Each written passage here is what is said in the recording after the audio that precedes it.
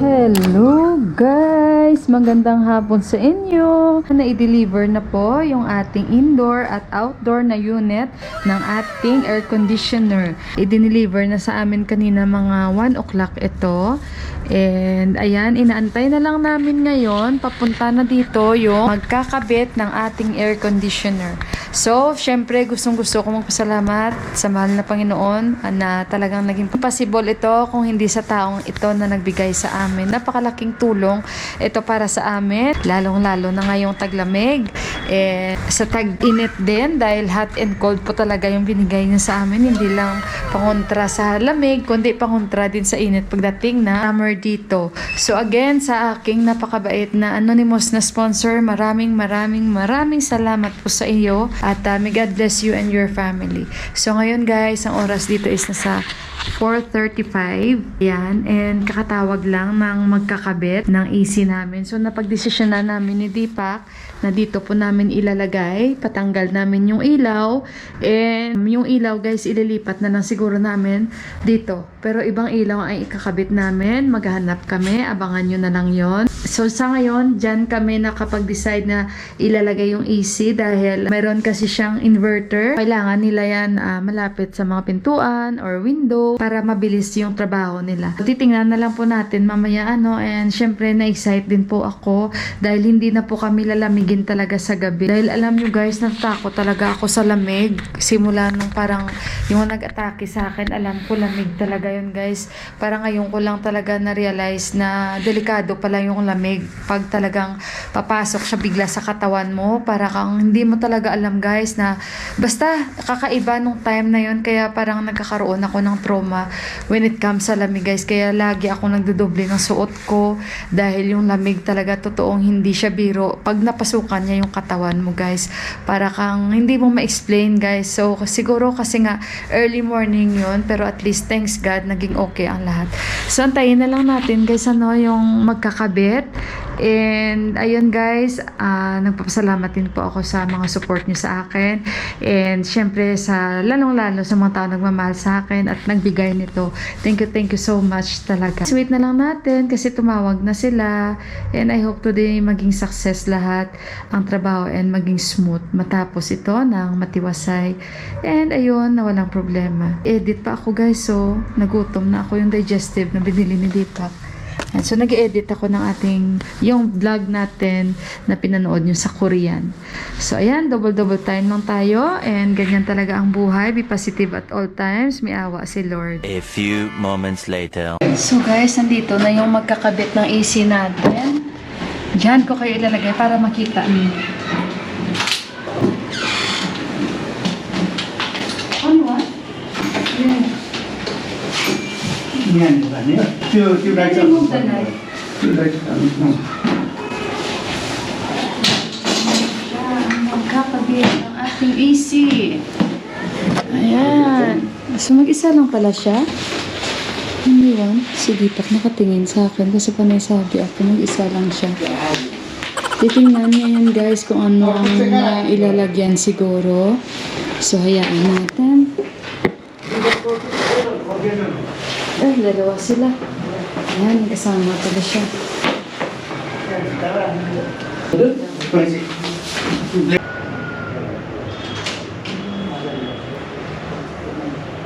So, dyan nila ilalagay yung inverter, guys. Mabuti, mabilis itong dalawa, oh.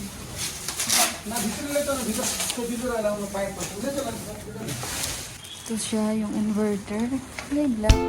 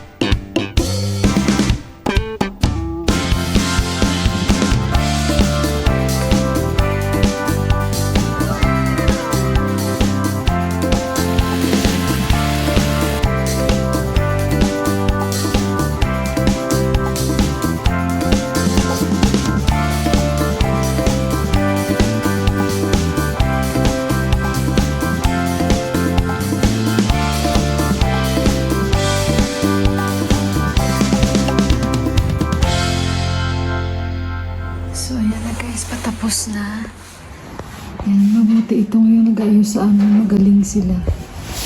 Ang bilis. Yung isa inverter naman sa labas. Gabi na sila, alas 7 na. So ayan guys, oh.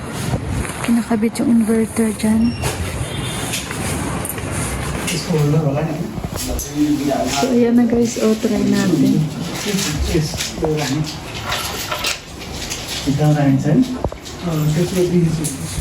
Praise the Lord, ayan na ang andar na. Ha?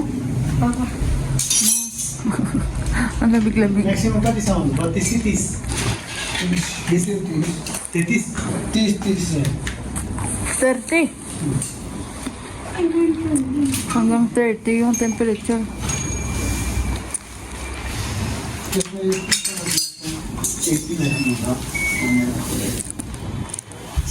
How to change in hot. Guys, nandito kami. Kumakain kami dito sa labas. Pero si Bua, binigyan ko na siya sa dinner niya kasi may pagkain kami natira nung tanghali. And ayun, pinakain siya namin bago kami umalis. Dito lang kami guys, malapit lang to sa bahay namin. Kain na lang kami ng dinner dito kasi late na sila natapos. Magaling yung gumagawa sa amin guys. Nung nagkabit ng AC namin, magaling sila. Binigyan ko silang dalawa, tag 500. Masayang masaya sila. Yung singil nila sa amin sa charge is 5,000.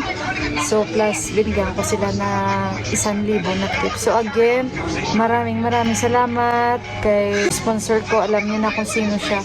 So dito lang kami ngayon magdi-dinner guys. Oh, sa Burger House kasi ito lang yung parang malaking resto sa tabi lang namin, and napakalamig guys. So hinayaan namin yung AC doon na mag-on kasi para mamaya mag-warm. So ayun guys, kita-kits na lang tayo sa bahay mamaya, and baka ma-CPR ako, nagpapa-music sila dito.